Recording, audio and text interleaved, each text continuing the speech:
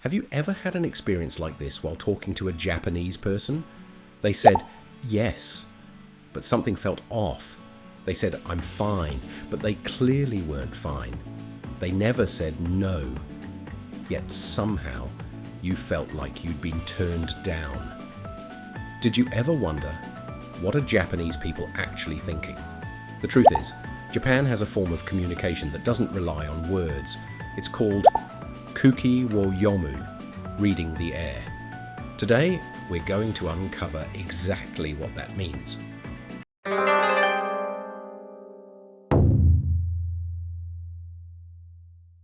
Translated literally into English, Kuuki wo Yomu means read the air. But if you're hearing this for the first time, you might think, read the air? What does that even mean? Air is something you breathe after all. Simply put, it means the ability to sense what isn't being said and act accordingly. Even when someone says nothing, you pick up on their expression and the atmosphere around them and figure out what needs to be done. In Japan, this is considered an extremely important social skill. On the flip side, someone who can't do this is seen as a person who disrupts the atmosphere, and people tend to keep their distance. In a society where it's normal for things to be understood without being said, not being able to read the air can be pretty costly. But what does it actually mean for something to be understood without being said? That's exactly the most important part. Let's take a closer look in the next section. So what does reading the air actually look like in practice? Let's walk through some specific situations. First, a conversation between friends. Say you invite someone out. Hey, we should all go out for drinks sometime. And they respond with, I've just been really busy lately. Most Japanese people would immediately understand, wait, that's a soft no. They'd back off and say, oh, no worries then, and leave it at that. On the other hand, someone used to more direct communication might respond with, oh, okay, so when are you free? Because to them, that wasn't a rejection at all. It's like an unwritten rule unique to Japan. Exactly. If you don't know the rule, there's no way you could understand it. Japanese people absorb this rule naturally from the time they're children. Here's another example. On the train. Someone standing near the door notices that the person behind them is about to get off at the next stop. Without being asked, they quietly step aside. Nobody said, excuse me. They didn't even make eye contact, but they sensed it, and they moved. That's reading the air. Now, a drinking party. Someone says, let's go to another bar. But in reality, everyone is a little tired. Everyone is thinking, I kind of want to go home. But nobody says it first. Everyone is carefully reading the room, thinking, I don't want to be the one who ruins it. Then someone finally says, I've got an early start tomorrow. And suddenly everyone goes, oh, okay, let's call it a night then. The truth is, everyone had been waiting for someone to say exactly that. Some of you might be thinking, if you want to go home, just say so. But in Japan, nobody wants to be the first person to say it. Everyone is watching and waiting for someone else to go first. So why did Japanese people develop such a strong culture of sensing what others are feeling? For a long time, Japan was built around rice farming and communal work. Tasks like planting rice and managing water couldn't be done alone. The entire village had to work together. Because of this, not disrupting the harmony and going along with those around you became deeply important values.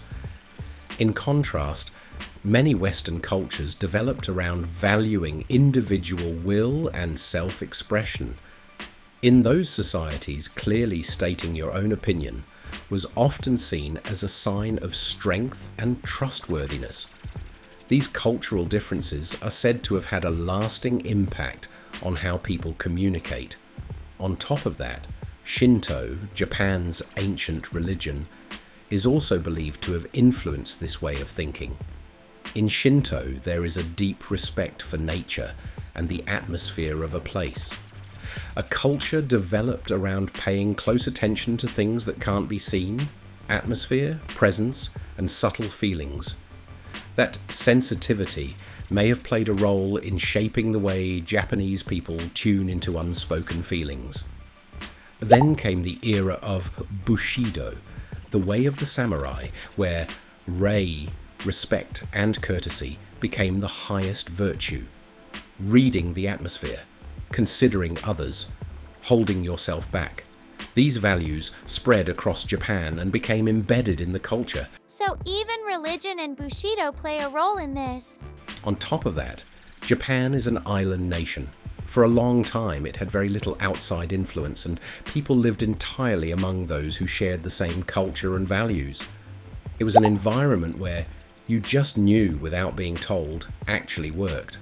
When everyone shares the same background and the same common sense, things come across without needing to be said.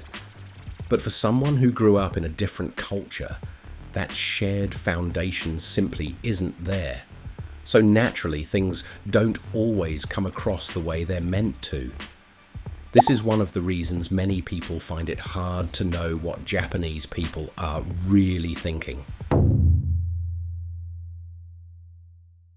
So far, we've covered what reading the air means, what it looks like in real life, and why this culture developed. Now let's flip it around. What actually happens when you're good at reading the air in Japanese society? Simply put, people trust you. They think, this person gets it. In Japan, someone who understands without being told is held in very high regard. On the other hand, what happens when you can't read the air? You won't be excluded outright. But people start to keep a subtle distance. A quiet feeling begins to spread. Being around that person is a little exhausting. So the distance itself is created through the atmosphere without anyone saying a word. Exactly. Nobody says anything to your face, but somehow you can't quite break into the circle. That's what makes Japan's air so powerful and a little unsettling. That said, there's one more thing worth mentioning. In Japan today, especially among younger generations, more and more people are saying they'd rather just be told directly. Quite a few Japanese people are starting to feel worn out by a culture that expects too much silent understanding.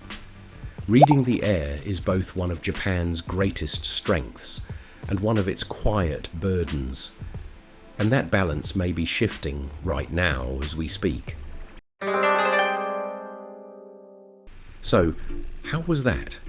When you came to Japan, did you ever feel like the words were getting through, but the conversation still wasn't quite working? That may have been because the rules of the air were simply different.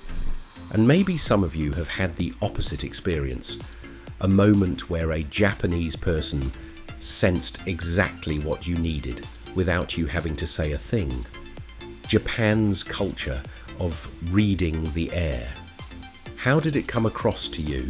Does your country have its own version of understanding without words? Let us know in the comments. Earst Japan will continue bringing you the charm of Japan and the latest travel information. See you again in the next video. Bye! See you!